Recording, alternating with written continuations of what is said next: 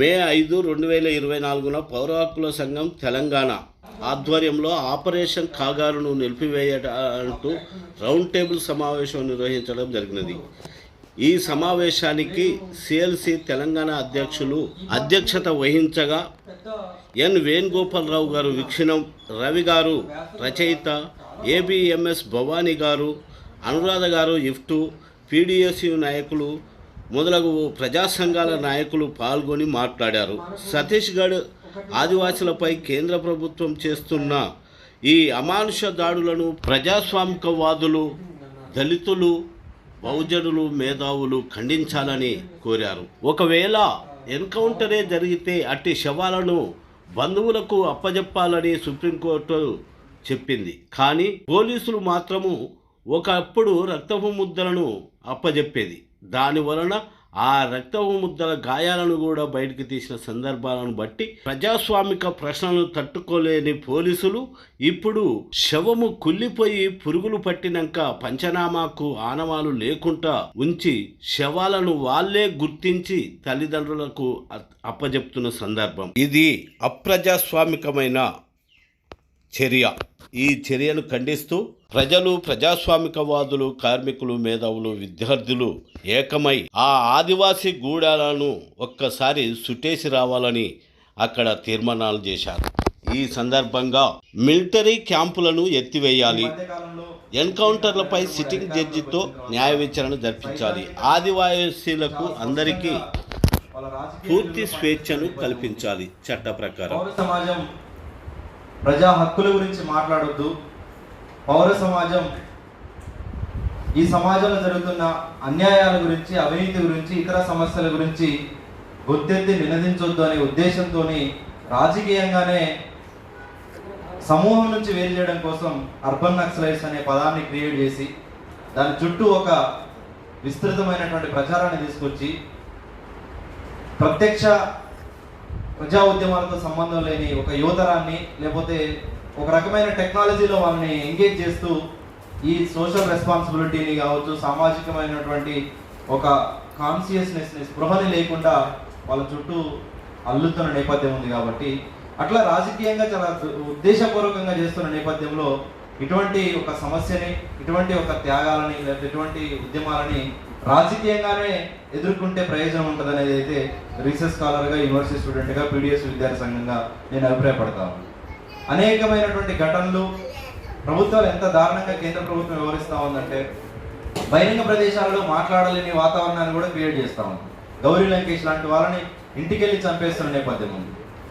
Varavara Rao sir లాంటి వాళ్ళను, లేకపోతే సాయిబాబా సార్ లాంటి వాళ్ళను దీర్ఘకాలికంగా నిర్బంధించి ప్రజల సమూహం నుంచి మద్దతు వస్తే మాట్లాడితే వీళ్ళని కూడా అణిచివేస్తామనే భయానకమైన వాతావరణం తీసుకొస్తున్నప్పుడు వ్యక్తిగత ప్రయోజనాల కోసం మాత్రమే ఆలోచించే సమాజం ప్రజా ఉద్యమాలతోనో లేకపోతే త్యాగాలతోనో మద్దతుగా నిలబడడానికి సిద్ధమైన నేపథ్యం చాలా తక్కువ ఉంది. కాబట్టి ఖచ్చితంగా ఈ సమాజంలో మార్పు కోసం ద్విముఖ పోరాటాన్ని నిర్మించాల్సిన అవసరం ఉందనేది అయితే నేను భావిస్తా ఉన్నా. దీనికోసం విస్తృతమైనటువంటి ప్రజారాశులను కదిలించడం కోసం ఒక కాంటెంపరీ కండిషన్స్లో వాళ్ళకున్న నీడ్స్ ఏంటిదైనా ఐడెంటిఫై చేసి దానికోసం కొద్దిమంది నిర్మిస్తే బాగుంటుందని అభిప్రాయపడుతూ, గతం నుంచి మనం మాట్లాడుకున్నట్టే ప్రభుత్వం చేస్తున్నటువంటి దమనకాండ ఏదైతే ఉందో, ముఖ్యంగా ఆదివాసీలపైన కొనసాగిస్తున్నటువంటి హత్యాకాండ ఏదైతే ఉందో, ఇవన్నీ ఎన్కౌంటర్ల పేరుతో చేస్తున్న హత్యలను ఏదైతే మనం చాలా స్పష్టంగానే చెప్పుకునే అవకాశం ఉంది, చెప్పుకోవచ్చు. దాన్ని మనం నిలిపివేయడం కోసం, ఒక బలమైన ప్రజా ఉద్యమాన్ని నిర్మించడం కోసం ఈ వేదిక ఒక ప్రారంభ పాయింట్ కావాల్సిందనేది అయితే నేను అభిప్రాయపడతా ఉన్నాను. దీన్ని విద్యార్థి సంఘాలకు, విద్యార్థులకు, లేకపోతే జర్నలిస్టు సంఘాలకు, ప్రజా సంఘాలకు పరిమితం కాకుండా ఖచ్చితంగా రాజకీయ పార్టీల ఐక్య సంఘటన వైపు దీన్ని నిర్మించగలిగితే, రాజకీయ పార్టీలని దీనిలో భాగస్వామ్యం చేయగలిగితే, శృతి సాగర్ ఎన్కౌంటర్ సంఘటనప్పుడు ఏదైతే ఒక బలమైన ప్లాట్ఫామ్ నిర్మించి 300కు పైగా సంఘాలతోని ఒక ప్రజా ఉద్యమం లాగా దాన్ని మార్చగలిగారో, అప్పుడు ప్రజలలో కొంత చైతన్యం రావడానికి, లేకపోతే ఈ ఈ వాతావరణం పట్ల మాట్లాడడానికి అవకాశం ఉంటుంది. ఖచ్చితంగా మనం ప్రాక్టికల్గా గమనిస్తే ఒక భయానకమైన వాతావరణం అయితే ఉంది. ఏప్రిల్ 30కి జరిగితే 1వ తారీఖున ఇక్కడ తెలిసింది. 1వ తారీఖు రోజున బయలుదేరారు ఇక్కడ నుంచి సేవల కోసం. వంగర విలేజ్ నుంచి, తర్వాత జయారం విలేజ్ నుంచి బయలుదేరారు. నిన్నటికి జయారం విలేజ్ హెడ్ బాడీ వచ్చింది. ఎట్లా ఉంది అని అంటే మొహం అంతా కూడా పురుగులు, ముఖం లేదు అక్కడ, పురుగులు మాత్రమే ఉన్నాయి, తినేసి ఉన్నాయి. అన్నది కన్ను ఒకటి ఆర్టిఫిషియల్ కాబట్టి ఆ కన్ను మాత్రం బతుకున్నట్టుగా కనిపిస్తుంది. మిగతా ఆ ముఖం అంతా కూడా పురుగులతోనే నిండి. తర్వాత వంగర డెడ్ బాడీ ఈ రోజు 3 గంటలకు వచ్చింది. అంటే 1వ తారీఖున వెళ్తే 4వ తారీఖు ఈరోజు. ఒకప్పుడు మనం మాట్లాడుకునే వాళ్ళం మాంసపు ముద్దలుగా ఇస్తున్నారు సేవలని, కానీ ఇప్పుడు మాంసం ముద్దలు కాదు, పురుగుల మూటగా ఇస్తున్నారు. ఇంకొకటి ఏంటంటే వరంగల్ సృజనపల్లి దగ్గర మన టీపీఎఫ్లో కూడా పనిచేస్తారు కదా, వాళ్ళ అమ్మాయి ఉంది అనేసి ఆ రోజు వాళ్ళకి ఫోన్ చేశారు పోలీసులు. వీళ్ళు వెళ్ళారు కూడా, అక్కడికి వెళ్ళి చూసి ఇక్కడ మా అమ్మాయి లేదు అని వాపస్ వచ్చేసారు. మా అమ్మాయి లేదు అక్కడ చూసిన వాళ్ళలో అని చెప్పి వాపస్ వచ్చేసిన తర్వాత కూడా మళ్ళీ పోలీసులు ఫోన్ చేసి మీ అమ్మాయి ఉంది వచ్చి తీసుకెళ్ళండి అంటే, అక్కడికి వెళ్ళిన తల్లి గుర్తుపట్టలేకపోయింది, తండ్రి గుర్తుపట్టలేకపోయారు ఆ శవాన్ని. కానీ వాళ్ళు మాత్రం మీ అమ్మాయి, ఈ అమ్మాయి మీ అమ్మాయే, మీరు తీసుకెళ్ళాలి అని అంత ఖచ్చితంగా చెప్పగలుగుతున్నారు. ఇది ఒకటి బేలవాటి ఇంటర్వ్యూ ఒకటి చూసినప్పుడు అందులో ఆమె చెప్పుకొస్తుంది. అంటే ఆ తల్లి బిడ్డను గుర్తుపట్టలేకపోతే అక్కడ ఉన్నటువంటి వాళ్ళు మాత్రం మీ బిడ్డనే అని పదే చెప్పి తీసుకెళ్తారు.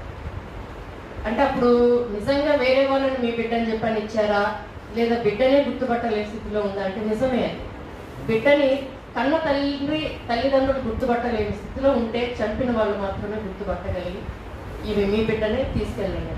ఇప్పుడు సృజనపల్లి వాళ్ళు ఈరోజు ఉదయం బయలుదేరుతున్నారు. అంటే నిన్నటికే అది పురుగులుగా ఉంటే ఇంకా రేపటికి ఈరోజు బయలుదేరుతున్నారు అంటే రాత్రికి అక్కడికి వెళ్తే అక్కడి నుంచి తీసుకొని వస్తే రేపటికి వస్తుంది. రేపటికి ఆ శవం ఎట్లా ఉంటుందో చూడండి.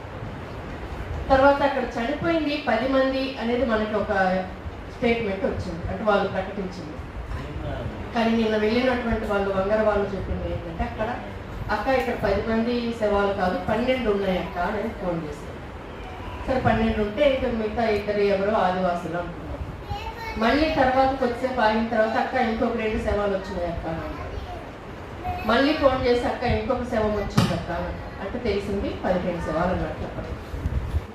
మళ్ళీ కూడా ఈరోజు మార్నింగ్ ఒకసారి ఫోన్ చేసి అన్న ఇంకేమన్నా ఉందా అంటే ఏమో అక్క ఇంక మా ముందు అయితే తీసుకురాలేదు కానీ చెప్పలేమని అన్నారు. నిజంగా 10 అనేది ప్రకటన ఉన్నప్పటికీ అక్కడ శవాల కౌంట్ తెలియకుండా ఉన్నారు. అక్కడ ఏం జరుగుతుంది, ఎంతమందిని చంపుతున్నారు అనేది తెలియని పరిస్థితి. ఇది ఏ మీడియాలో కూడా రావట్లేదు. అక్కడ లోకల్, ఇక్కడ పక్కన పెడితే లోకల్గా కూడా చాలా తక్కువ, ఏదో 1-2 వాళ్ళు ఇచ్చినటువంటి స్టేట్మెంట్ మాత్రమే రాసు. వాళ్ళు 2 శవాలు అంటే 2, 10 అంటే 10, 20 అంటే 20, వాళ్ళు ఏమి చెప్తే అన్నీ కానీ నిజంగా అక్కడ ఏం జరుగుతుంది అనేది.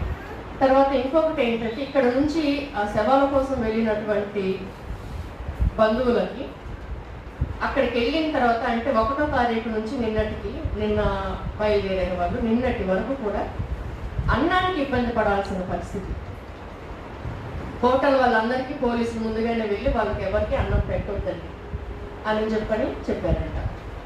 షుగర్ పేషెంట్లు వెళ్ళిన వాళ్ళల్లో షుగర్ ఉన్న వాళ్ళు చివరికి ఎట్లా అంటే దండం పెడతాను అన్నం పెట్టండి అనే స్థితికి వచ్చారంట. సార్ మీకు దండం పెడతాం సార్, మీకు కాళ్ళు మొక్కుతాం సార్, కొంచెం అన్నం పెట్టియండి, షుగర్ పడిపోతున్నారు అని చెప్పని అడగాల్సినంత దుస్థితికి వచ్చారు. తర్వాత ఇక్కడ నుంచి వెళ్ళినటువంటి వాళ్ళని కూడా అక్కడ సిఐ బూతులు, విపరీతమైనటువంటి బూతులు, అక్క మేము చెప్పలేము అక్క అట్లాంటి బూతులు, వాళ్ళు మమ్మల్ని పిలవడం కూడా మీ అమ్మ రారా అని పిలుస్తున్నారు. మా పేర్లు లేదు, మమ్మల్ని అట్లా పిలవట్లేదు. కనీసం శవాలుగా అంటే వాళ్ళు ఇచ్చినటువంటి ఆ శవాలకు గుర్తింపు ఉంటుంది, 1, 2, 3, 4 పేర్లు లేకుండా. కనీసం 1వ నెంబర్ శవం వాళ్ళ అనే అట్లా కూడా మమ్మల్ని పిలవట్లేదు, మీ అమ్మ అని పిలుస్తున్నారు. తర్వాత ఇవే కాకుండా పచ్చిగా బూతులు, ఆ బూతులు మేము చెప్పలేమక్క, మీరు అక్క వాళ్ళు మీ ముందు మేము చెప్పలేము మహిళలకి అనేటువంటి అట్లా తిడుతున్నారు అనేసి.